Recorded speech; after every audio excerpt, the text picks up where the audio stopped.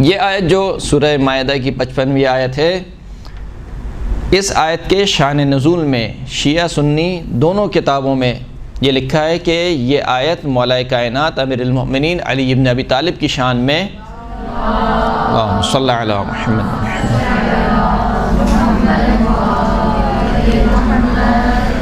مولا کائنات کی شان میں نازل ہوئی، اور یہاں تک کہ جو علماء مفسرین ہیں انہوں نے اپنی تفسیر کی کتابوں میں اس روایت کو نقل کیا ہے۔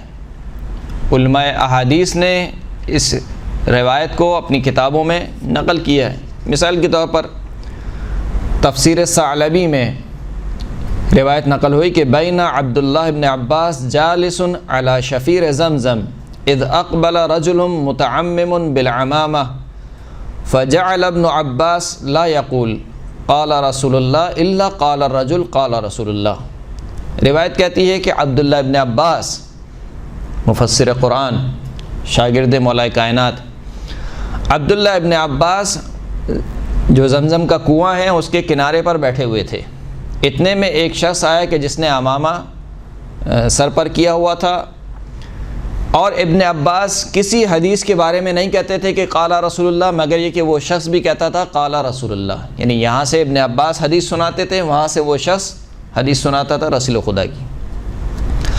فقال ابن عباس سألتک باللہ من انت، ابن عباس نے کہا کہ میں تجھے اللہ کا واسطہ دے کر سوال کرتا ہوں کہ تو کون ہے؟ قال فکشف العمامہ عن وجہہ، تو اس شخص نے عمامے کو اپنے چہرے سے ہٹایا۔ عمامہ جب پہنا جاتا تھا یعنی پرانے دور میں تو ایک تحت الحنک باندھی جاتی تھی، اور بسا اوقات اسی جو تحت الحنک سے نقاب باندھ لیا جاتا تھا، یعنی جو عمامے کی سامنے والی پٹی ہوتی ہے اس کو کھول کر گردن میں گھما لیتے ہیں، اس کو تحت الحلق بولتے ہیں۔ اور بسا اوقات گرمی سے بچنے کے لیے یا دھوئے یہ ریت کے طوفان سے بچنے کے لیے اسی عمامے کی پٹی کو ناک سے اس طریقے سے نقاب باندھ لیتے ہیں۔ تو کہا کہ اس شخص نے اپنے چہرے سے عمامے کے اس کپڑے کو ہٹایا۔ وقال یا ایھا الناس من عرفنی فقد عرفنی ومن لم یعرفنی فانا جندب ابن جنادہ البدری ابو ذر الغفاری، اے لوگو جو مجھے پہچانتا ہے وہ پہچانتا ہے، اور جو مجھے نہیں پہچانتا تو میں جندب ابن جنادہ بدری ہوں، یعنی ابو ذر غفاری رسول خدا کے صحابی۔ سمعت رسول اللہ صلی اللہ علیہ وآلہ وسلم بہاتین الا سمتا، میں نے رسول اللہ کو ان دونوں کانوں سے کہتے ہوئے سنا، اور اگر ایسا نہ ہو تو میرے دونوں کان گونگے ہو جائیں۔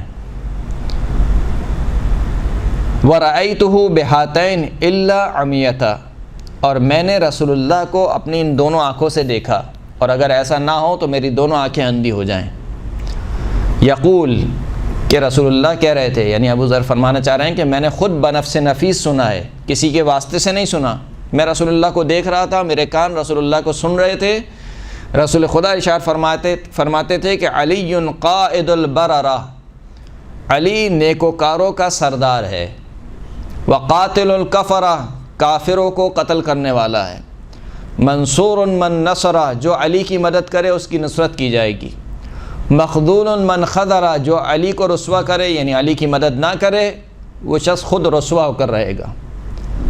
اما انی صلیت مع رسول اللہ یوما من الایام صلاۃ الظہر، پھر ابو ذر فرماتے ہیں کہ میں نے رسول اللہ کے ساتھ ایک دن نماز ظہر کی نماز پڑھی، فدخل سائل فی المسجد فلم یعطہ احد، تو میں نے دیکھا کہ ایک مانگنے والا سوال کرنے والا مسجد میں داخل ہوا، اور وہ مدد کا طلبگار تھا، لوگوں سے مدد طلب کر رہا تھا، لیکن کسی نے اس کی مدد نہیں کی، کسی نے اس کو کچھ عطا نہیں کیا۔ فرفع السائل یدہ الی السماء، پس اس مانگنے والے نے اپنے ہاتھ کو آسمانوں کی جانب بلند کیا۔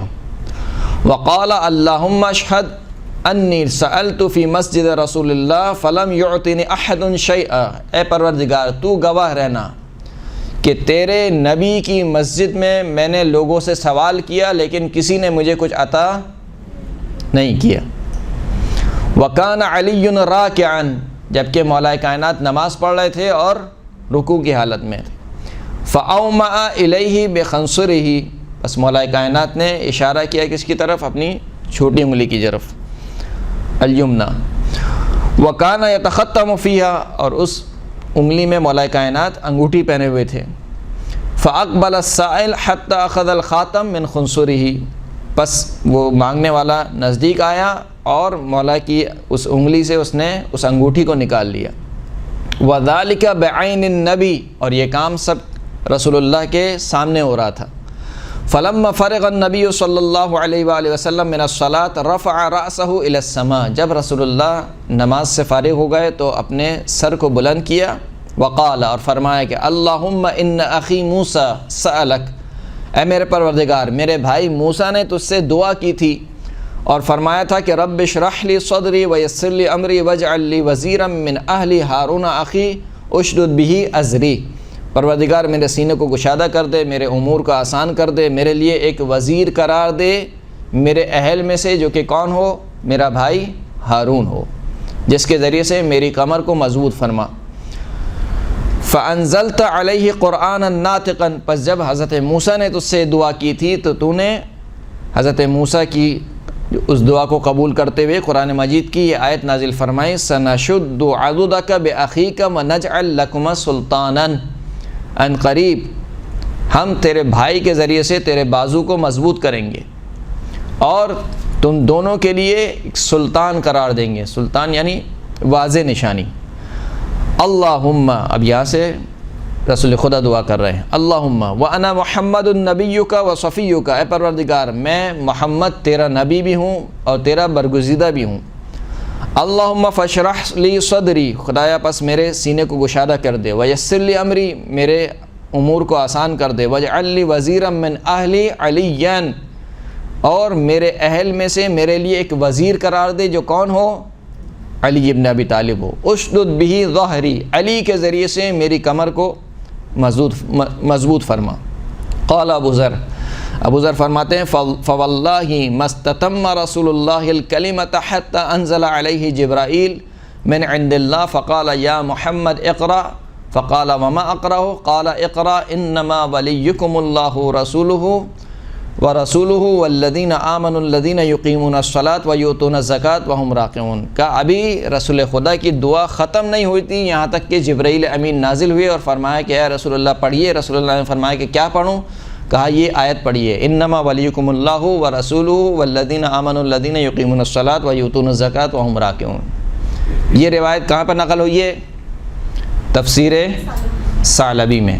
اسی طریقے سے اور تفسیر کی جتنی کتابیں ہیں اس آیت کے ذیل میں اس روایت کو نقل کیا ہے۔ تفسیر زمخشری ہو گئی، تفسیر فخر رازی، تفسیر کشاف، تفسیر کشف والبیان، تفسیر الکبیر، اسی طریقے سے شواہد التنزیل اور تفسیر طبری، ان تمام کتابوں میں اسی آیت کے ذیل میں اس روایت کو نقل کیا گیا ہے کہ یہ روایت کس کے شان میں نازل ہوئی ہے؟ مولا کائنات کی شان میں نازل ہوئی ہے۔ اسی طریقے سے اور بہت سے علماء جو محدثین ہیں انہوں نے اپنی کتابوں میں اس حدیث کو نقل کیا ہے، یہاں تک کہ یہ جو حدیث ہے وہ اس کے جو نقل کرنے والے راوی ہیں تابعین ہیں، ان کی جو تعداد بیان کی جاتی ہے، صلوات پڑھے محمد و آل محمد، صلی اللہ علیہ محمد و آل محمد۔ 20 کے قریب اصحاب اور تابعین ہیں جنہوں نے اس حدیث کو نقل کیا ہے، یہاں تک کہ خود آلوسی نے اپنی تفسیر میں اسی آیت کے ذیل میں اس حدیث کو نقل کیا ہے کہ یہ جو آیت نازل ہوئی ہے کس وقت نازل ہوئی؟ جب مولا کائنات نماز پڑھ رہے تھے، مانگنے والے نے مانگا، کسی نے کچھ نہیں دیا، تو پھر مولا کائنات نے اپنی انگلی کی طرف اشارہ کیا اور وہ انگوٹھی لے گیا، اور پھر اس کے بعد یہ والی آیت نازل ہوئی کہ انما ولیکم اللہ ورسولہ والذین آمنوا الذین یقیمون الصلاۃ ویؤتون الزکاۃ وہم راکعون۔ یہ تو شان نزول ہو گیا کہ یہ آیت نازل ہوئی ہے مولا کائنات کی شان میں۔ اب خود آیت کیا کہہ رہی ہے؟ انما ولیکم اللہ، انما آپ کو پتہ ہے کہ حصر کے معنی میں آتا ہے۔ حصر کا مطلب کیا ہوتا ہے؟ یعنی فقط، جیسے انما یرید اللہ لیذھب عنکم الرجس اہل البیت ویطہرکم تطہیرا۔ صلی اللہ علیہ محمد۔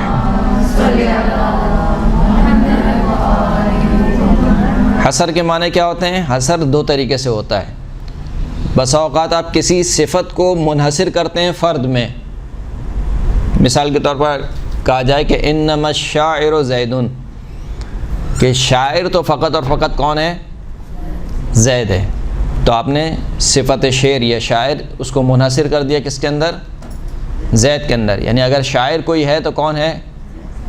زید ہے. بسا اوقات آپ فرد کو منحصر کرتے ہیں صفت میں. یعنی کیا مطلب؟ مثال کے طور پر اگر کوئی شخص آپ سے پوچھے کہ جو فلاں شخص ہے وہ میں نے سنا ہے کہ وہ شاعر بھی اور خطیب بھی ہے، تو آپ کہتے ہیں کہ نہیں، انما ہوا شاعرون، وہ فقط اور فقط شاعر ہے، خطیب نہیں ہے. انما ہوا شاعرون. تو دو طریقے کا حصر ہو گیا. فرد کو منحصر کرتے ہیں کس میں؟ صفت میں. انما زید شاعر، زید فقط و فقط کیا ہے؟ شاعر ہے. یا صفت کو منحصر کرتے ہیں کس کے اندر؟ فرد کو منحصر کرتے ہیں صفت کے اندر کہ انما زید شاعر، زید فقط و فقط کیا ہے؟ شاعر ہے. یہاں پر کیا ہوا؟ انما ولیکم اللہ، صفت منحصر ہو رہی ہے. وہ صفت کیا ہے؟ ولایت. یہ ولایت منحصر ہو رہی ہے کس میں؟ فقط تین افراد میں. کون ہے؟ اللہ ہے، اللہ کا رسول ہے، اور وہ لوگ ہیں کہ جو نماز پڑھتے ہیں، ایمان لاتے ہیں، نماز پڑھتے ہیں اور حالت رکوع میں زکوٰۃ دیتے ہیں. منحصر ہو گیا. صحیح. منحصر کا کیا مطلب ہے؟ یعنی ان تین کے علاوہ اور چوتھا کوئی فرد نہیں ہے جو اس صفت میں شامل ہو. ولی یا اللہ ہے، یا اللہ کا رسول ہے، یا یہ افراد ہیں کہ جن کی صفات بیان کی گئی ہیں. درست ہے. اب یہاں پر پھر وہ ایک مرتبہ بحث شروع ہو جاتی ہے کہ یہاں پر ولی سے کیا مراد ہے. اب آیت تو نازل ہو گئی اور شان نزول بھی بیان ہو گیا، تو یہاں پر کہتے ہیں کہ یہاں پر ولی سے مراد کیا ہے؟ محبت کے معنی میں، دوست کے معنی میں. تمہارا دوست اللہ ہے، اللہ کا رسول ہے، وہ لوگ ہیں جو ایمان لائے، نماز قائم کرتے ہیں اور زکوٰۃ دیتے ہیں حالت رکوع میں. دوست کے معنی میں. یا نصرت کے معنی میں، یعنی تمہارا مددگار وہ ہے، کون ہے؟ اللہ ہے، اللہ کا رسول ہے، اور وہ لوگ ہیں جو ایمان لائے اور حالت رکوع میں نماز قائم کرتے ہیں اور حالت رکوع میں زکوٰۃ دیتے ہیں. یا مددگار کے معنی میں، یا کس کے معنی میں ہے؟ دوست کے معنی میں. ولی کا معنی کیا ہے؟ اگر لغوی اعتبار سے اس کو دیکھا جائے تو لغت میں ولی کے معنی یہ ہوتے ہیں کہ دو چیزوں کا اس طریقے سے متصل ہونا کہ ان کے درمیان ان کے علاوہ کوئی اور تیسری چیز نہ ہو جو ان دونوں کے علاوہ ہو. کیا معنی کیے ولی کے؟ کہ دو چیزوں کے درمیان، راغب اصفہانی نے یہ تعریف کی ہے، ان یحصل شیئان فصاعدا حصولا لیس بینہما ما لیس منہما، کہ دو چیزوں کے درمیان ایسا اتصال ہو جائے. اب یہ بلا فصل کے معنی ہو گئے. بلا فصل کے معنی کیا ہیں؟ بغیر کسی فاصلے کے، کسی کا فاصلہ نہ ہو. دو چیزوں کے درمیان ایسا اتصال ہو کہ ان دونوں کے درمیان وہ چیز نہ ہو جو ان دونوں میں سے نہ ہو، یعنی جو ان دونوں کی کیا ہو؟ غیر ہو. یعنی کمال اتصال ہو. اس کو ولایہ یا ولی کہا جاتا ہے. باقی جتنے بھی معنی ہیں وہ سارے اس معنی کے کیا ہیں؟ ایک طریقے سے مصداق ہیں. یعنی اگر دوست کو ولی کہا جاتا ہے تو کیوں کہا جاتا ہے؟ کیونکہ جیسے کہا جاتا ہے کلوز فرینڈ، بہت کلوز فرینڈ ہے. کیوں بہت کلوز فرینڈ ہے؟ یعنی یہ دونوں آپس میں اس قدر متصل ہیں کہ ایک دوسرے کے حالات کو جانتے ہیں اور ان دونوں کے درمیان کوئی تیسرا شخص نہیں ہے. لہٰذا دوست کو کیا کہا گیا؟ ولی کہا گیا. پڑوسی کو ولی کہا گیا. پڑوسی کو کیوں ولی کہتے ہیں؟ کیونکہ اس کا گھر آپ سے کیا ہوتا ہے؟ ملا ہوا ہوتا ہے. اس وجہ سے اس کو کیا کہتے ہیں؟ ولی کہتے ہیں. اسی طریقے سے اولیاء العقد، یا مثال کے طور پر عورت کا ولی، لڑکی کا ولی کیا ہے؟ اس کا باپ یا اس کا دادا ہے. اس کا باپ یا دادا. کیوں اس کا ولی ہے؟ کیونکہ اس کے اور لڑکی کے درمیان کوئی تیسرا نہیں ہے، بہت کمال اتصال ہے دونوں میں. تو اصل معنی کیا ہے؟ کہ دو چیزوں میں کیا ہو؟ کمال اتصال ہو. ان دو چیزوں کے درمیان کوئی ایسی چیز نہ ہو جو ان دونوں کی کیا ہو؟ غیر ہو۔ اب یہاں پر اگر دوست کے معنی لے لیے جائیں کہ فقط اور فقط تمہارا دوست کون ہے؟ اللہ ہے، اللہ کا رسول ہے، اور کون ہے؟ وہ لوگ ہیں جو ایمان لائے اور نماز قائم کرتے ہیں، حالت رکوع میں زکوٰۃ دیتے ہیں۔ تو اس کا مطلب ہے کہ دوست فقط 3 ہیں، ان 3 کے علاوہ چوتھا دوست بنانا حرام ہوگا یا نہیں ہوگا؟ اگر ہم نے کہا کہ انما کس معنی میں ہے؟ حصر کے معنی میں ہے۔ فقط اور فقط 3 شخصیات ہیں، اللہ کا رسول، اور جو ایمان لائے نماز قائم کرتے ہیں، حالت رکوع میں زکوٰۃ دیتے ہیں۔ حالت رکوع میں زکوٰۃ ایک ہی فرد نے دی ہے، حالت رکوع میں زکوٰۃ ایک ہی فرد نے دی ہے۔ یہ الگ بات ہے کہ اس کے بعد کئی افراد نے چاہا کہ زکوٰۃ دیں، نہ مانگنے والا آیا نہ آیت آئی، نہ کوئی مانگنے والا آیا نہ ہی آیت آئی۔ تو آیت اگر آئی ہے تو علی ابن ابی طالب کے لیے آئی ہے، صلی اللہ علیہ محمد۔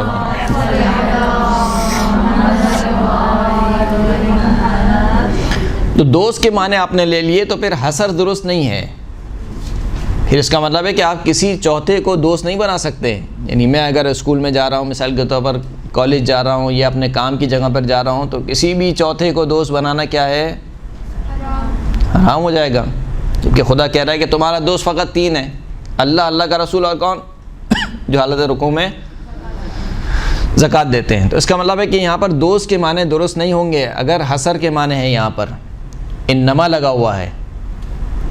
اور پھر آیت جو شروع ہو رہی ہے اس میں ولی کا لفظ ہے، ولی مفرد ہے، اس کی جمع کیا ہے؟ اولیاء۔ قرآن مجید کی ایک اور آیت ہے، المؤمنون اولیاء بعضهم لبعض، المؤمنون والمؤمنات بعضهم اولیاء بعض۔ سورہ توبہ کی آیت ہے، آیت نمبر 71، کہ مؤمنین اور مؤمنات ان میں سے بعض کے دوست ہیں۔ اولیاء کا لفظ استعمال ہوا ہے، جمع کا لفظ استعمال ہوا ہے۔ اگر دوست کے معنی یہاں پر ہوتے تو یہاں پر بھی اولیاء کا لفظ استعمال ہونا چاہیے تھا، انما اولیاءکم اللہ ورسولہ والذین آمنوا الذین یقیمون الصلاۃ ویؤتون الزکاۃ وہم راکعون۔ لیکن یہاں پر جمع کا صیغہ استعمال نہیں ہوا، مفرد کا صیغہ استعمال ہوا۔ فقط تمہارا ولی اللہ ہے، اللہ کا رسول ہے، اور وہ لوگ ہیں جو نماز قائم کرتے ہیں اور حالت رکوع میں زکوٰۃ دیتے ہیں۔ یہ اشارہ ہے کس بات کی طرف؟ یہ اشارہ اس بات کی طرف ہے کہ اصل ولایت بالذات خداوند کریم کا حق ہے۔ یعنی اگر اس کائنات میں اگر انسانوں کا کوئی حاکم، کوئی سرپرست ہے تو کون ہے؟ خداوند کریم ہے، پروردگار ہے، اور اس کا یہ حق ذاتی حق ہے، کسی کا دیا ہوا نہیں ہے، کسی نے اس کو ولی نہیں بنایا ہے، خود اس کی ذات کا تقاضا یہ ہے کہ وہ کیا ہو؟ ولی ہو۔ پھر اس کے بعد کہا کہ وَرَسُولُهُ، اگر رسول اللہ کو ولایت حاصل ہے تو کس وجہ سے حاصل ہے؟ کیونکہ اللہ نے ولایت دی ہے، اللہ نے اپنے حبیب کو کیا دی ہے؟ ولایت دی ہے۔ بس فرق ہو گیا، اللہ کی جو ولایت ہے وہ بالاستقلال ہے، بالذات ہے، کسی کی دی ہوئی نہیں ہے۔ رسول اللہ کی ولایت جو ہے وہ کیا ہے؟ اللہ کی دی ہوئی ہے، خدا نے رسول اللہ کو ولی بنایا ہے کہ جو ہمارا رسول ہے وہ تمہارے نفسوں پر تم سے زیادہ حق کے تصرف رکھتا ہے۔ پھر اسی طریقے سے جو تیسرا والی ہے، یعنی تیسری جو شخصیت ہے، اس کی ولایت بھی کیا ہے؟ اللہ کی دی ہوئی ہے۔ لہٰذا یہاں پر ولی کا لفظ کیا ہے؟ مفرد کے صیغہ استعمال ہوا، جمع کا صیغہ استعمال نہیں ہوا، تاکہ ولایت میں کیا ہو سکے؟ فرق ہو سکے۔ اگر جمع کا صیغہ استعمال ہوتا تو اس کا مطلب کیا ہوتا کہ ان تینوں کی ولایت ایک جیسی ہے، جبکہ تینوں کی ولایت ایک جیسی نہیں ہے۔ تو بس یہاں پر محبت کے معنی نہیں ہو سکتے ہیں۔ کیوں نہیں ہو سکتے ہیں؟ کیونکہ انما آیت کے شروع میں ہے کہ فقط تمہارا ولی اللہ ہے، اللہ کا رسول ہے، اور وہ لوگ ہیں کہ جو نماز کو قائم کرتے ہیں۔ جو صفات گنوائی گئی ہیں وہ صفات کیا ہیں؟ کہ والذین آمنوا الذین یقیمون الصلاۃ، وہ لوگ ہیں جو ایمان لائے اور نماز کو قائم کرتے ہیں۔ عربی زبان بہت وسیع ہے، خداوند کریم کہہ سکتا تھا کہ وَيُؤَدُّونَ الصَّلَاةَ، نماز کو ادا کرتے ہیں، یہ بھی کہہ سکتا تھا وَيُصَلُّونَ، اور نماز پڑھتے ہیں، یہ سب معنی برابر ہے، لیکن کہا کہ نہیں یقیمون الصلاۃ، جہاں پر بھی نماز کا حکم دیا گیا وہاں پہ اقامہ نماز کا حکم دیا گیا، نماز کو قائم کرو، یہ نہیں کہا کہ نماز پڑھو، شاید نماز پڑھ لینا بہت آسان ہے لیکن نماز کو قائم کرنا مشکل ہے۔ یہی وجہ ہے کہ جب آپ زیارت میں پڑھتے ہیں تو کیا کہتے ہیں، اشہد انک قد اقمت الصلاۃ و آتیت الزکوٰۃ، میں گواہی دیتا ہوں کہ آپ نے نماز کو قائم کیا۔ یعنی کیا مطلب، یعنی نماز کے وجود کو اپنے وجود میں ڈھال لیا، اس کو کہتے ہیں قائم کرنا، نماز کو قائم کیا۔ یہ نہیں کہا کہ آیت میں کہ وہ جو نماز پڑھتے ہیں، کہا نہیں نماز کو قائم کرتے ہیں اور زکوٰۃ دیتے ہیں، وہم راکعون، جبکہ وہ رکوع کی حالت میں ہوتے ہیں۔ اب اگلی جو چھیڑخانی کی گئی اس آیت کے ساتھ وہ کیا تھی، وہ یہ تھی کہ بھئی یہ وہم راکعون یہ جملہ حالیہ نہیں ہے، آپ اور ہم کیا ترجمہ کرتے ہیں، زکوٰۃ دیتے ہیں کس حالت میں، رکوع کی حالت میں، کہا نہیں یہ جملہ حالیہ نہیں ہے، اور رکوع بھی یہاں پہ اصطلاحی معنی میں نہیں ہے۔ رکوع کا کیا معنی ہے، رکعہ کے معنی ہوتے ہیں کسی کے سامنے خضوع اور خشوع سے پیش آنا، یعنی اپنے آپ کو ذلیل کر کے کسی کے سامنے پیش آنا، یہ معنی رکعہ کے لغوی معنی ہیں۔ تو کہتے ہیں کہ یہاں پر وہم راکعون سے مراد کیا ہے، یعنی زکوٰۃ دیتے ہیں اور تکبر نہیں کرتے۔ بہت سے لوگ ہوتے ہیں جو مثال کے طور پر خمس دیتے ہیں تو سمجھتے ہیں کہ شاید احسان کر رہے ہیں مولوی کے اوپر یا اسلام کے اوپر، اور ان کا انداز یہ ہوتا ہے کہ گویا وہ اگر نہ دیتے تو شاید ہم بھوکے مر جاتے، گویا وہ خدا پر احسان کرتے ہیں، اس انداز سے خمس دیتے ہیں، جبکہ خمس اللہ کا حق ہے، اہل بیت اطہار کا حق ہے۔ خمس آپ کا مال نہیں ہے، ویسے تو کچھ بھی آپ کا مال نہیں ہے، یعنی چاہے خمس ہو چاہے خمس کے علاوہ ہو، انسان کے پاس جو کچھ ہے وہ سب کچھ کیا ہے، اللہ کا دیا ہوا ہے۔ اللہ مالک اور خالق ہے، انسان کی اوقات کیا ہے، کیا اوقات ہے انسان کی، انسان اتنا مال دولت جمع کرتا ہے، پتہ چلتا ہے کہ ایک جھٹکے میں سارا مال و دولت لگا دیتا ہے لیکن صحت نہیں مل پاتی، مریض بن کے لیٹا ہوا ہے، پوری زندگی لگا دی دنیا کمانے میں، اب علاج کے لیے پیسے چاہیے، پورے پیسے بھی دے دیے لیکن علاج ممکن نہیں ہے۔ تو یہاں پر آگے پتہ چلتا ہے کہ انسان کس قدر فقیر ہے۔ انسان کبھی یہ گمان نہ کرے کہ میں بے نیاز ہو گیا یا مجھ سے بڑھ کر کوئی نہیں ہے، فقط خداوند کریم ہے۔ ایھا الناس انتم الفقراء الی اللہ، اے لوگو یا ایھا الناس انتم الفقراء، تم سب کے سب اللہ کے فقیر ہو، سب کے سب اللہ کے فقیر ہو۔ تو کہا کہ یہاں پر کہا کہ زکوٰۃ دیتے ہیں اور وہ تکبر نہیں کرتے، یعنی خضوع اور خشوع کی حالت میں زکوٰۃ دیتے ہیں۔ یہ اگلی اس آیت میں جو ہے وہ تعویل کرنے کی کوشش کی گئی تاکہ چھپایا جائے کس کو، مولا کائنات کی فضیلت کو اور اس ولایت کے معنوں کو، تاکہ اس آیت کو منصرف کیا جائے کہ یہ آیت نازل نہیں ہوئی ہے مولا کائنات کی شان میں۔ کہا کہ وہ زکوٰۃ دیتے ہیں اور خضوع و خشوع سے پیش آتے ہیں، تکبر نہیں کرتے۔ جبکہ جو یہ جملہ ہے اگر کسی بھی اہل عرب کے سامنے یہ جملہ پڑھا جائے تو کہے گا کہ یہ جملہ حالیہ ہے، یعنی اس جملے کا ظہور حال ہونے میں ہے کہ وہ نماز پڑھتے ہیں یعنی زکوٰۃ دیتے ہیں وہم راکعون، جبکہ وہ رکوع کی حالت میں ہوتے ہیں۔ اس جملے کا ظہور کیا ہے، حالیہ ہونے میں۔ اور یہاں پر جب آپ یقیمون الصلاۃ، صلاۃ کو اپنے اصطلاحی معنی میں لے رہے ہیں تو کیسے ممکن ہے کہ رکوع کو اصطلاحی معنی میں نہ لیں؟ صلاۃ کے لغوی معنی کیا ہیں، دعا کے، پکارنے کے، اس لیے آپ کہتے ہیں صلوات پڑھیں، صلوات پڑھنے کا مطلب کیا ہے، دعا مانگیں۔ صلاۃ کے لغوی معنی کیا ہیں، دعا کے، اسی لیے جب کہا جاتا ہے کہ صلوات پڑھیں یعنی آپ درود پڑھیں محمد اور آل محمد کی ہستی پر، صلی اللہ علیہ محمد و آل محمد، یعنی دعا مانگیں۔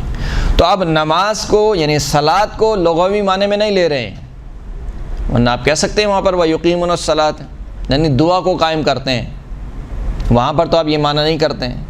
جب صلاۃ اپنے اصطلاحی معنی میں ہے تو کیسے ممکن ہے کہ رکوع اپنے اصطلاحی معنی میں نہ ہو؟ اس کا مطلب ہے کہ رکوع بھی اپنے اصطلاحی معنی میں، خاص کر جب اتنی شان نزول میں روایت ہمارے پاس موجود ہیں، اگر روایت موجود نہ ہوتی پھر بھی ہم کہہ سکتے تھے کہ چلیں ہو سکتا ہے ممکن ہے کہ یہاں پر راکعون سے مراد رکوع مراد نہیں ہے، بلکہ وہ تکبر نہیں کرتے، خضوع اور خشوع سے پیش آتے ہیں۔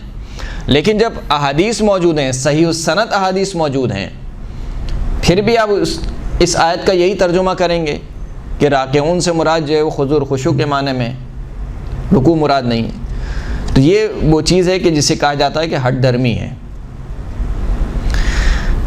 اب اس کے بعد جو اعتراض کیا جاتا ہے وہ اعتراض یہ ہے کہ اس آیت میں خداوند کریم نے کیا ارشاد فرمایا ہے کہ انما ولیکم اللہ ورسولہ والذین آمنوا الذین یقیمون الصلاۃ ویؤتون الزکاۃ وہم راکعون، تمہارا ولی فقط اللہ ہے، اللہ کا رسول ہے، اور وہ لوگ ہیں، جمع کا صیغہ ہے، اور وہ لوگ ہیں جو ایمان لائے، نماز قائم کرتے ہیں، زکوٰۃ دیتے ہیں جبکہ وہ رکوع کی حالت میں ہوتے ہیں۔ تو یہاں پہ جمع کا صیغہ استعمال ہوا ہے۔ کیسے ممکن ہے کہ صیغہ استعمال ہو جمع کا اور مراد اس سے فقط ایک شخص ہو؟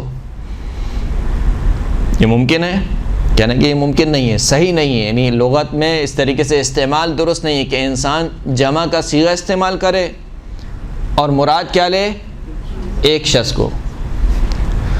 تو اگر جمع کا صیغہ استعمال کیا جائے اور مراد ایک شخص لیا جائے تو یہ درست نہیں ہے، لیکن جمع کا صیغہ استعمال ہو اور جمع ہی مراد ہو لیکن خارج میں اس کا مصداق ایک ہو، اس میں کوئی کباہت نہیں ہے۔ یعنی کیا مطلب؟ یعنی مثال کے طور پر ایک کلاس ٹیچر ہے، اس کو معلوم ہے کہ کل کا جو پیپر ہے اس میں ایک ہی بچہ پاس ہونے والا ہے، لیکن وہ آ کر اعلان کرے گا کہ اگر کل جو بچہ بھی پاس ہوگا یا جو لوگ بھی پاس ہوں گے ان کو مثال کے طور پر فلاں انعام دیا جائے گا، تو جمع کا صیغہ استعمال ہو رہا ہے، مراد بھی جمع ہے۔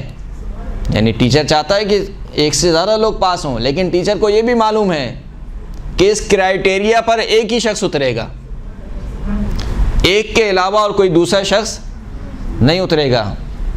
اور قرآن کی بہت سی آیت میں اسی اسلوب کو استعمال کیا گیا ہے۔ مثال کے طور پر دیکھیں، یہ جو گفتگو ہو رہی ہے تھوڑی سی ہٹ کر ہو رہی ہے۔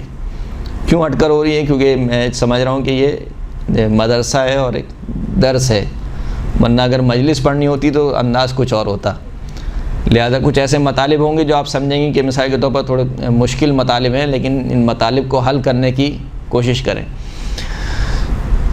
قرآن مجید میں آیت موجود ہے وَيَقُولُونَ نَخْشَىٰ أَن تُصِيبَنَا دَائِرَةٌ، جب مسلمانوں سے کہا گیا کہ بھائی تم یہود و نصاروں کو اپنا دوست مت بناؤ اور یہود و نصارہ سے قطع تعلق کر لو، تو جو کچھ منافقین تھے وہ مسلمانوں کی صف میں بیٹھ کر کیا کہتے تھے؟ وَيَقُولُونَ نَخْشَىٰ أَن تُصِيبَنَا دَائِرَةٌ، وہ کہتے تھے کہ ہمیں خوف ہے کہ ہم تک کوئی مصیبت پہنچ آئے گی، یعنی اگر ہم نے قطع تعلق کر لیا یہود و نصارہ سے تو ہم مشکل میں گرفتار ہو جائیں گے، ہمیں خوف ہے۔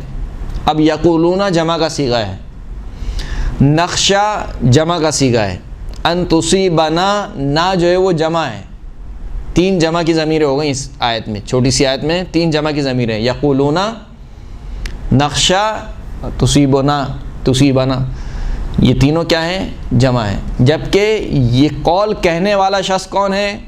ایک ہی قائل ہے اس کا، کون ہے؟ عبداللہ ابن ابی، مشہور ترین منافق۔ یہاں تک کہ جب مسلمانوں سے پوچھا جاتا ہے کہ بھائی وہ منافق کون تھے تو سر فہرست کا نام لیتے ہیں، عبداللہ ابن ابی منافق، اور متفق علیہ منافق ہے، ایسا نہیں کہ صرف شیعہ منافق سمجھتے ہیں، شیعہ سنی دونوں کتابوں منافق ہے۔ تو کہنے والا فقط ایک فرد ہے، یعنی جس نے یہ بات کہی تھی وہ یہ ایک فرد تھا، عبداللہ ابن ابی تھا۔ اس نے کہا تھا کہ اگر ہم یہود و نصارہ سے تعلق توڑ لیں گے تو ہمارا جو ہے وہ اقتصادی بائیکاٹ ہو جائے گا، یعنی ہم مصیبت میں آ جائیں گے، ہماری اقتصاد کیسے چلے گی؟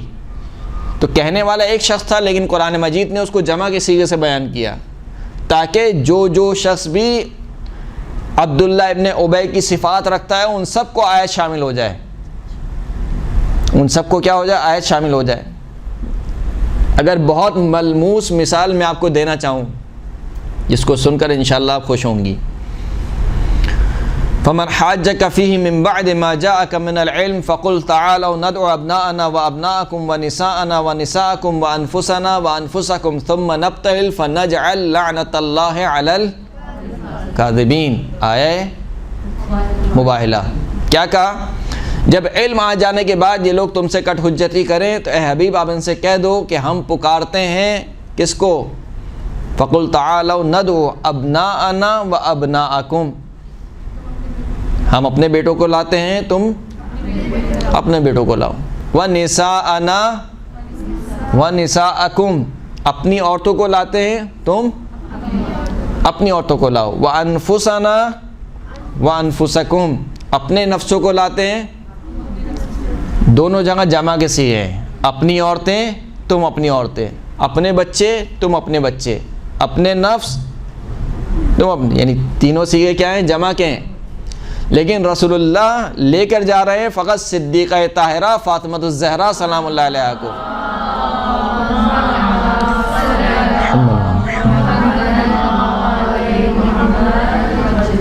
آپ نے دیکھا یعنی صیغہ جمع کا تھا، عورتوں کو لے کر آؤ، ہم اپنی عورتوں کو لاتے ہیں.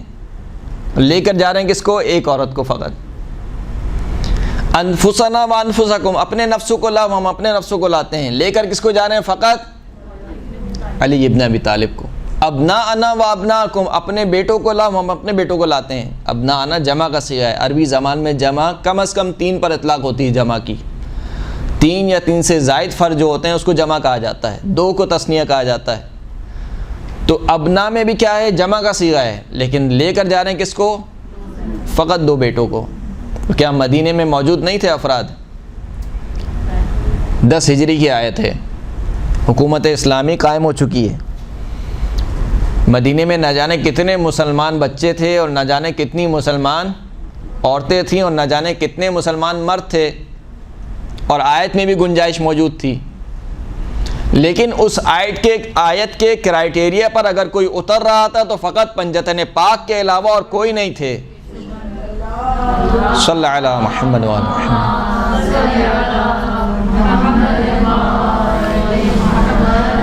کیوں؟ کیونکہ لے کر کس کو جانا تھا؟ جھوٹوں پر لعنت کرنی تھی اور سچوں کو لے کر جانا تھا. تو کیا سچے موجود نہیں تھے مدینہ میں؟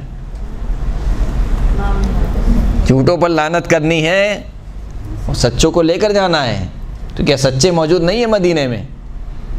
موجود ہیں.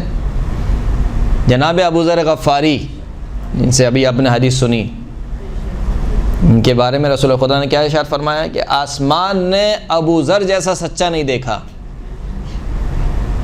آسمان نے ابو ذر جیسا سچا نہیں دیکھا. لیکن مباہلہ وہ میدان ہے کہ جہاں پر ابو ذر جیسا سچا بھی نہیں چاہیے. تو پھر کیسے سچے چاہیے؟ وہ سچے چاہیے کہ جن کی عصمت اور طہارت کا خداوند کریم نے اعلان کیا ہو. انما یرید اللہ لیذھب عنکم الرجس اہل البیت ویطہرکم تطہیرا. صلی اللہ علی محمد وآل محمد.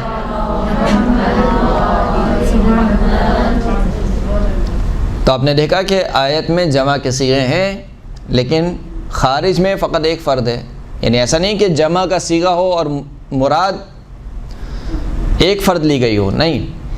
جمع کا صیغہ ہے، مراد بھی جمع ہے، لیکن اس صفت پر خارج میں اس کا جو مصداق ہے وہ ایک ہی شخص ہے. تو اس میں کہنے والی کی تو غلطی نہیں ہے. اور بہت اگر میں آپ کی ملموس مثال دوں، مثال کے طور پر اگر کسی شخص نے آپ کو آدھے راستے میں دھوکہ دے دیا ہو، آدھے راستے میں مثال کے طور پر چھوڑ کے بھاگ گیا آپ کو. 40 آ رہا ہے انشاءاللہ، خدا آپ سب کو 40 کی زیارت نصیب فرمائے. 40 پہ جب مشی کرتے ہیں تو اس میں یہ بہت ہوتا ہے، جب وہ شروع کرتے ہیں تو ساتھ ساتھ ہوتے ہیں، جب بیچ میں چلتے ہیں تو ایک کدھر ہو جاتا ہے ایک کدھر ہو جاتا ہے، پھر وہاں پہنچ کے کہتے ہیں تم فلاں چلے گئے تم فلاں. اگر فرض کریں کہ ایک شخص آپ کے راستے میں چھوڑ کے بھاگ گیا اور پھر اگلے دن آپ کو دکھا وہ شخص، اور ایک وہ شخص ہے جو آپ کے ساتھ ساتھ چلتا رہا، اس نے پورا راستہ آپ کے ساتھ چلا. اب آپ تنزیہ طور پر کہتے ہیں کہ شکر ہے تم نے میرا ساتھ دیا، ورنہ لوگ تو چھوڑ کے بھاگ گئے تھے، لوگ تو چھوڑ کر بھاگ گئے تھے. جمع کا صیغہ ہے نہیں ہے، وہ جمع کا صیغہ ہے. استعمال بھی آپ نے جمع میں کیا ہے، لیکن آپ کی مراد کیا ہے؟ یعنی اس خارج میں اس مصداق ہے اس جمع کا، وہ کون ہے؟ وہ ایک شخص ہے۔ اسی طریقے سے بہت ایسے جملے ہیں جو انسان کہتا ہے تو جمع کا صیغہ استعمال کرتا ہے، لیکن خارج میں اس کا مصداق کیا ہوتا ہے؟ ایک ہی شخص ہوتا ہے۔ درست ہے؟ اسی طریقے سے اور بہت سی آیت موجود ہیں، اگر میں آپ کے سامنے پڑھوں تو مثال کے طور پر یا ایھا الذین آمنوا لا تتخذوا عدوی وعدوکم اولیاء، اے ایمان والو میرے اور اپنے دشمن کو اپنا دوست مت بناؤ۔ اب یہاں پر لا تتخذوا عدوی وعدوکم، میرے اور اپنے دشمن کو اولیاء جمع کا صیغہ ہے، دوست مت بناؤ، جبکہ یہ آیت نازل ہوئی ہے کس کے بارے میں؟ حاطب بن ابی بلتع کے بارے میں، ایک شخص ہے حاطب بن ابی بلتع کے بارے میں یہ آیت نازل ہوئی ہے۔ تو اس کا یہ مطلب نہیں کہ آیت فقط مختص ہو گئی ہے، یعنی جس میں بھی یہ صفات پائی جائیں گی حاطب جیسی، ہر زمانے میں یہ آیت اس پر کیا ہوتی رہے گی؟ منطبق ہوتی رہے گی۔ درست ہے؟ تو خداوند کریم نے جب صفات کو بیان کیا ہے تو جس میں بھی وہ صفات پائی جائیں گی وہ آیت اس پر منطبق ہوتی رہے گی۔ یہ الگ بات ہے کہ خارج میں کوئی آپ کو ایسا شخص ملے گا ہی نہیں علی ابن ابی طالب کے علاوہ کہ جس کے اوپر وہ آیت منطبق ہو، لہٰذا خداوند کریم نے آیت میں گنجائش کو باقی رکھا، ورنہ اگر نام لے دیتا تو کہہ دیتے کہ بھئی یہ تو پہلے سے ہی طے تھا کہ علی کو ہی خلیفہ بننا ہے، ہمیں آزماتے تو ہم بتاتے کہ ہم خلیفہ بن سکتے ہیں یا نہیں بن سکتے۔ تو یہ ایک اعتراض ہے، بہرحال یہ ایک اعتراض، اس کا جواب میں نے آپ کی خدمت میں عرض کر دیا۔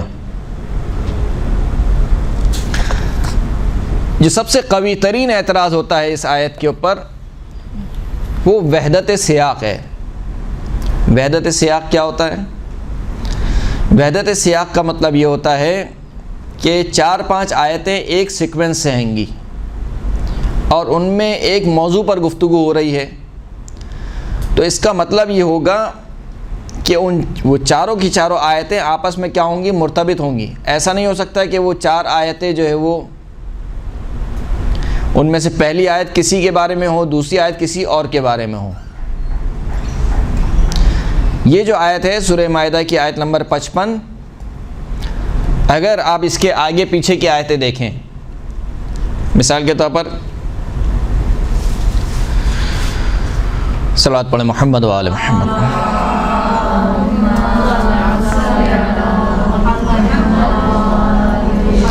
آیت نمبر 51 میں خداوند کریم ارشاد فرماتا ہے کہ یا ایھا الذین آمنوا لا تتخذوا اليہود والنصارى اولیاء، اے ایمان والو یہود اور نصارہ کو اولیاء مت بناؤ۔ اولیاء یعنی دوست مت بناؤ۔ بعضهم اولیاء و بعض، کہ یہ دونوں آپس میں ایک دوسرے کے کیا ہیں؟ دوست ہیں، یعنی یہود و نصارہ یہ آپس میں ایک دوسرے کے دوست ہیں، تم یہود و نصاروں کو اپنا دوست مت بناؤ۔ وَمَن يَتَوَلَّهُم مِّنكُمْ فَإِنَّهُ مِنْهُمْ، تم میں سے جو شخص بھی یہود و نصاروں کو اپنا دوست بنائے گا وہ انہی میں سے ہوگا۔ إِنَّ اللَّهَ لَا يَهْدِي الْقَوْمَ الظَّالِمِينَ، خداوند کریم ظالم قوم کی ہدایت نہیں کرتا۔ فَتَرَى الَّذِينَ فِي قُلُوبِهِم مَّرَضٌ يُسَارِعُونَ فِيهِمْ يَقُولُونَ نَخْشَىٰ أَن تُصِيبَنَا دَائِرَةٌ، بس آپ دیکھیں گے ان لوگوں کو کہ جن کے دلوں میں بیماری ہے، مرض ہے، یسارعون فیہم، وہ جلدی کرتے ہیں یہود و نصارہ کی طرف جانے میں، یقولون، اور کہتے ہیں کہ نخشیٰ ان تصیبنا دائرہ، کہتے ہیں کہ نہیں یہود و نصارہ سے بھی معاملات کو ٹھیک رکھو ورنہ کیا ہوگا؟ ہم مشکل میں پڑ جائیں گے، اقتصادی ہمارا بائیکاٹ ہو جائے گا۔ فَعَسَى اللَّهُ أَن يَأْتِيَ بِالْفَتْحِ أَوْ أَمْرٍ مِّنْ عِنْدِهِ فَيُصْبِحُوا عَلَىٰ مَا أَسَرُّوا فِي أَنفُسِهِمْ نَادِمِينَ وَيَقُولُ الَّذِينَ آمَنُوا أَهَٰؤُلَاءِ الَّذِينَ أَقْسَمُوا بِاللَّهِ جَهْدَ أَيْمَانِهِمْ إِنَّهُمْ لَمَعَكُمْ حَبِطَتْ أَعْمَالُهُمْ فَأَصْبَحُوا خَاسِرِينَ۔ یہ پوری آیتیں چل رہی ہیں۔ اب آپ نے دیکھا کہ آیت نمبر 51 کس موضوع کے بارے میں؟ یہود و نصارہ کو اپنا دوست نہ بناؤ، یہ پوری گفتگو چل رہی ہے۔ یہ گفتگو آتے آتے 55ویں آیت آتی ہے اور اس میں ارشاد ہوتا ہے کہ انما ولیکم اللہ ورسولہ والذین آمنوا الذین یقیمون الصلاۃ ویؤتون الزکاۃ وہم راکعون ومن یتول اللہ ورسولہ والذین آمنوا فإن حزب اللہ هم الغالبون۔ کہتے ہیں کہ جب گفتگو دوست بنانے کے بارے میں ہو رہی ہے تو یہ ساری کی ساری آیتیں کس بارے میں ہیں؟ دوست کے بارے میں ہیں۔ جب ایک طرف خداوند کریم کہہ رہا ہے کہ یہود و نصاروں کو اپنا دوست نہ بناؤ، تو پھر دوست کس کو بناؤ؟ اللہ کو، اللہ کے رسول کو اور صاحبان ایمان کو، جو نماز قائم کرتے ہیں اور حالت رکوع میں زکوٰۃ دیتے ہیں۔ بس سیکوینس سے آپ نے دیکھا آیت کا، اس کو بولتے ہیں وحدت سیاق، وحدت سیاق۔ جواب کیا ہے اس کا؟ اس کا جواب یہ ہے کہ آیت ترتیب نزولی آیت کی الگ ہے، اور جو ترتیب فعلی ہے ابھی جو قرآن ہمارے ہاتھ میں موجود ہے اس کی ترتیب الگ ہے۔ قرآن مجید کی جو سب سے پہلی آیت نازل ہوئی وہ کون سی تھی؟ پہلی وہی نازل ہوئی اقرا، لیکن قرآن مجید کی پہلی آیت اقرا بسم ربک الذی خلق نہیں ہے، تو ترتیب نزول الگ ہے، درست ہے؟ اور یہ جو ترتیب بعد میں جو ترتیب دیا گیا ہے قرآن مجید وہ الگ ہے۔ بہت سی آیتیں ہیں جو مکہ میں نازل ہوئی ہیں لیکن ان کو مدنی سوروں میں رکھا گیا ہے، بہت سی آیتیں ہیں جو مدینہ میں نازل ہوئی ہیں مگر ان کو مکی سوروں میں رکھا گیا ہے، تو ترتیب الگ ہے اور ترتیب نزول وہ الگ ہے۔ اگر کچھ آیتیں ایک ساتھ آ رہی ہیں اور اتفاق سے ان کے لفظ بھی آپس میں مل رہے ہیں تو اس کا یہ مطلب نہیں ہے کہ وہ ترتیب نزول کے اعتبار سے بھی ایک ہی سیکوینس میں ہیں، بلکہ عین ممکن ہے کہ ان کے الفاظ مل رہے ہوں مگر وہ دو الگ الگ جگہ نازل ہوئے ہوں۔ بالکل یہی اشکال آیت تطہیر کے بارے میں بھی کیا جاتا ہے۔ کہا کہ آیت تطہیر کس کے بارے میں نازل ہوئی؟ کہا آیت تطہیر رسول اللہ کی زوجات کے بارے میں نازل ہوئی۔ کیوں زوجات کے بارے میں نازل ہوئی؟ اس لیے کہ جو آیت کا سیکوینس ہے وہ سیکوینس یہ بتا رہا ہے کہ گفتگو چل رہی ہے رسول خدا کی زوجات کے بارے میں۔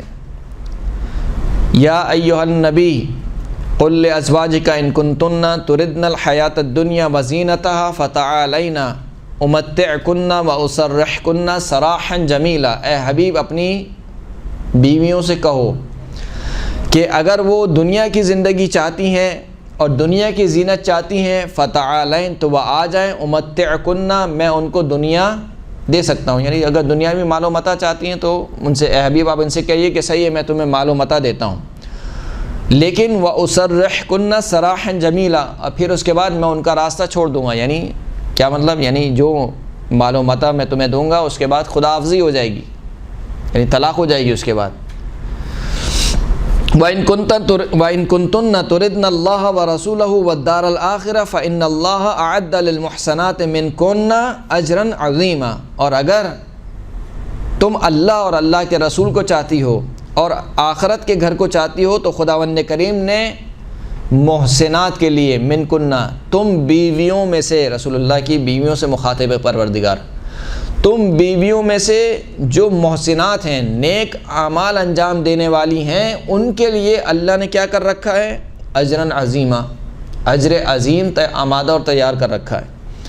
یا نساء النبی من یأتی منکن بفاحشۃ مبینۃ یضاعف لها العذاب ضعفین وکان ذلک علی اللہ یسیرا۔ اے نبی کی عورتوں، اے نبی کی بیویوں، تم میں سے جو کوئی بھی بالکل واضح اور گناہ انجام دے، بالکل واضح اور آشکار گناہ انجام دے، یضاعف لها العذاب، تو اللہ اس کو دگنا عذاب دے گا۔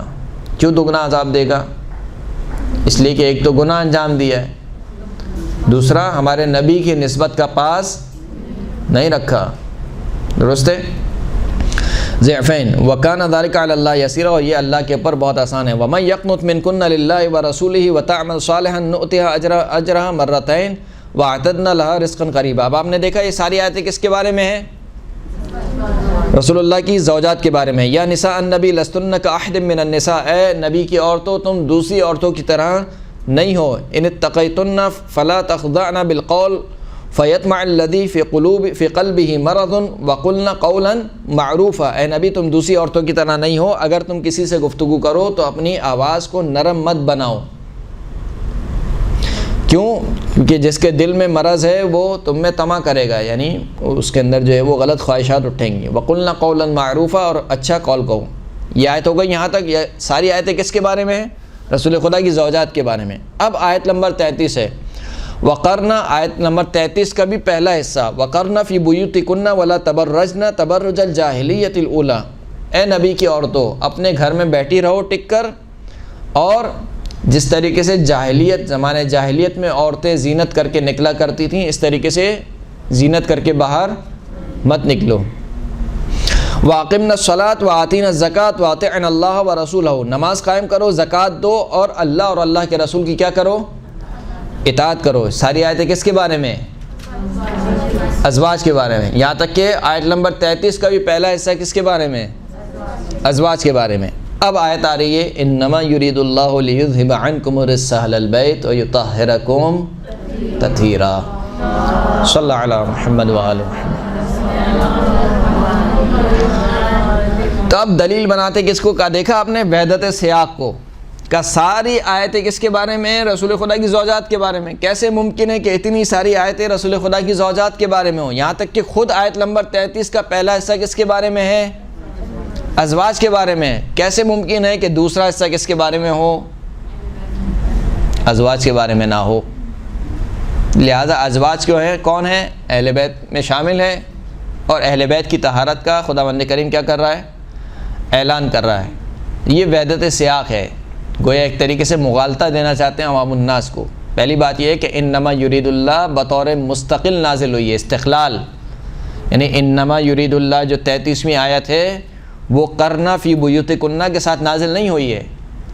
آپ دیکھ لیجئے تفاسیر کی کتابوں میں، متفقون علیہ تفاسیر کی کتابوں میں آپ جا کے دیکھیے کہ یہ آیت کس وقت نازل ہوئی، کہ جب رسول خدا نے اپنی چادر اوڑھی، اور چادر اوڑھنے کے بعد بی بی فاطمہ کو بلایا، مولا کائنات کو بلایا، حسنین شریفین کو بلایا، جب سب چادر میں جمع ہو گئے، پھر بی بی عائشہ فرماتی ہیں کہ آیت نازل ہوئی انما یرید اللہ لیذھب عنکم الرجس اہل البیت، یعنی بالاستقلال نازل ہوئی ہے۔ اور دوسری بات یہ ہے کہ یہاں پر یہ ترتیب نزول نہیں ہے، یہاں پر کہ آپ کہیں کہ وحدت سیاق ہے۔ اگر ترتیب نزول ہوتا تب بھی ہم آپ کی بات درست ہوتی کہ 4-5 آیتیں ایک ساتھ نازل ہو رہی ہیں، چھٹی آیت یہ والی ہے، ترتیب نزول نہیں ہے۔ یہ تو بعد میں رسول اللہ نے کچھ آیتوں کو اٹھا کر کچھ جگہ پر رکھا ہے، اور جگہ بھی چن کر انتخاب کی ہے۔ کوئی کہہ سکتا ہے کہ رسول اللہ نے پھر یہاں پر کیوں رکھا اس آیت کو؟ اشکال ہے یا نہیں ہے؟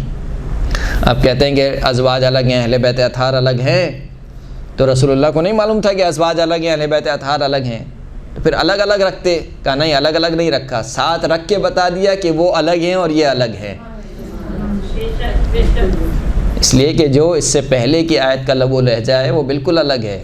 میں نے آیت آپ کی خدمت میں عرض کی کہ نبی کی اور تو اللہ کی اطاعت کرو، نماز قائم کرو، اور اگر تم میں سے کوئی دنیاوی مال و متاع چاہتا ہے تو ہم اس کو دنیاوی مال و متاع دے دیں گے، اور اگر تم میں سے کوئی واضح اور آشکار گناہ کرے گا تو اس کو ہم دگنا عذاب دیں گے۔ یعنی وہ ان آیتوں کا لب و لہجہ بالکل الگ ہے، حتیٰ وحدت سیاق بھی نہیں ہے۔ یعنی اگر یہ آیتیں ساری کی ساری ایک ساتھ نازل ہوتی تب بھی وحدت سیاق نہیں بنتا ہے۔ تو بس اسی طریقے سے یہاں پر بھی انما ولیکم اللہ میں بھی کیا ہے؟ وحدت سیاق نہیں ہے کہ آپ کہیں کہ ایک سیکوینس کی آیتیں ہیں، یہود و نصارہ کے دوست بنانے کی باتیں ہو رہی ہیں، پھر اس کے بعد یہ والی آیت نازل ہو گئی ہے۔ نہیں، یہ آیت الگ نازل ہوئی ہے، اور پھر وہ اشکال اپنی جگہ ہے۔ کون سا اشکال؟ پہلا اشکال انما والا۔ پھر انما کا لفظ کیا ہے؟ درست نہیں ہے اگر محبت کے معنی میں ہے۔ اس کا مطلب ہے کہ آپ 3 ہستیوں کے علاوہ کسی چوتھے کو دوست نہیں بنا سکتے ہیں۔